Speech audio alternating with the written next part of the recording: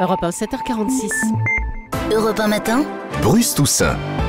Les titres d'Europe 1 matin, 2 ans de conflit en Syrie et sans doute 100 000 morts. La France et la Grande-Bretagne veulent une levée rapide de l'embargo européen pour pouvoir fournir des armes aux rebelles syriens. L'Assemblée a voté cette nuit l'article 1er du projet de loi sur la refondation de l'école. Il prévoit notamment la création de 60 000 postes promis par François Hollande sur la durée du quinquennat. Le football, élimination de Bordeaux de l'Europa League. Les Portugais du Benfica l'ont emporté 3-2 hier soir en 8e de finale.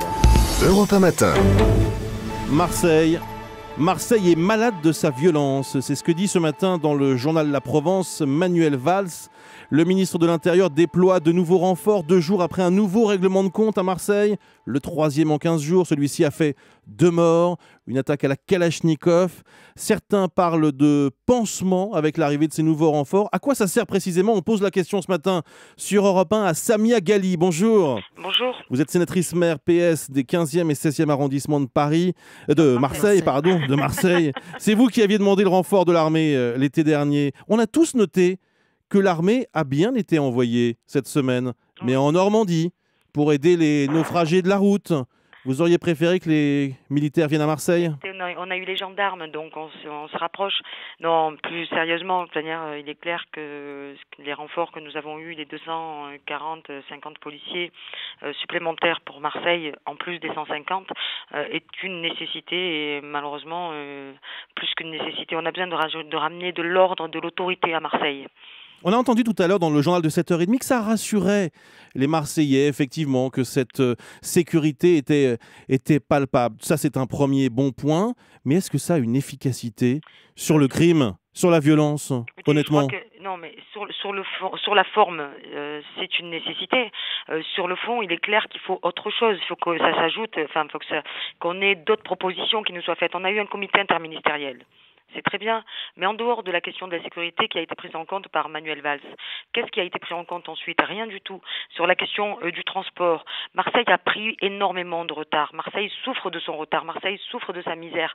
Donc il faut aider Marseille, il faut aider les Marseillais, mais c'est pas. Il y a bien sûr la question de la sécurité, ça c'est une évidence parce que c'est un droit pour les Marseillais et que chaque Marseillais doit vivre en paix et doit ne pas, en sortant de chez lui, doit pas vivre avec la peur au ventre en se disant est-ce que ce jour-là, je vais me prendre un coup de couteau, je vais me prendre une balle de Kalachnikov, c'est ça qui n'est pas supportable. Et bien sûr qu'il faut apporter de l'aide à Marseille. D'ailleurs, j'ai écrit au Premier ministre pour lui réclamer de l'aide comme il l'a donné à Paris. Samia Ghali, on a le sentiment que rien ne change. J'ai le sentiment de vous poser la même question depuis des mois. On était venu vous voir, Europe 1 était venu, nous étions venus vous voir avec la rédaction, organiser une matinale spéciale à Marseille.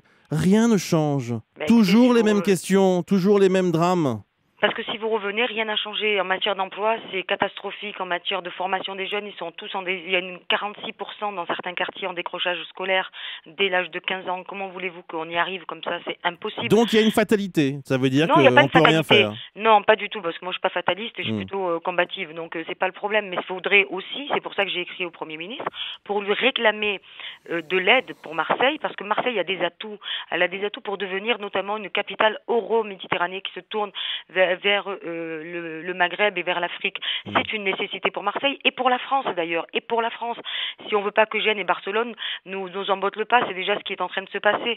Donc il faut que le gouvernement se ressaisisse, que le gouvernement comprennent que le comité interministériel, c'est bien. Moi, de voir les ministres défiler à Marseille, s'ils défilent sans rien apporter à Marseille, ça n'a aucun intérêt. À part de les voir, c'est toujours sympathique, c'est vrai. Restez avec nous, Samia Ghali, encore un instant. Nous sommes en ligne aussi avec Marc Lamola. Bonjour. Bonjour. Ancien policier de la BAC de Marseille. Votre livre, Le sale boulot, confession d'un flic à la dérive, a été un témoignage qui a fait beaucoup de bruit, évidemment, parce que vous racontiez effectivement les coulisses de la police marseillaise. 240 policiers et gendarmes supplémentaires, ça sert à quoi ? Écoutez, ça sert à faire évidemment un petit renfort et je vais rejoindre Madame Ghali. Renfort ? Un petit renfort, évidemment, quand on sait que Marseille a un effectif théorique policier de 3000 fonctionnaires et que l'on peut estimer, alors ce chiffre n'est évidemment pas vérifiable, mais je peux estimer, moi, sur mes connaissances de la police marseillaise, qu'à peine 1500 fonctionnaires sont dans des postes opérationnels. Donc évidemment, moi je qualifierais un peu trivialement ce petit renfort d'un plâtre sur une jambe de bois, parce que le problème est tel que ça passe évidemment par la résolution de ce problème-là passe évidemment par une volonté politique énorme, tant sur le plan national que sur le plan local.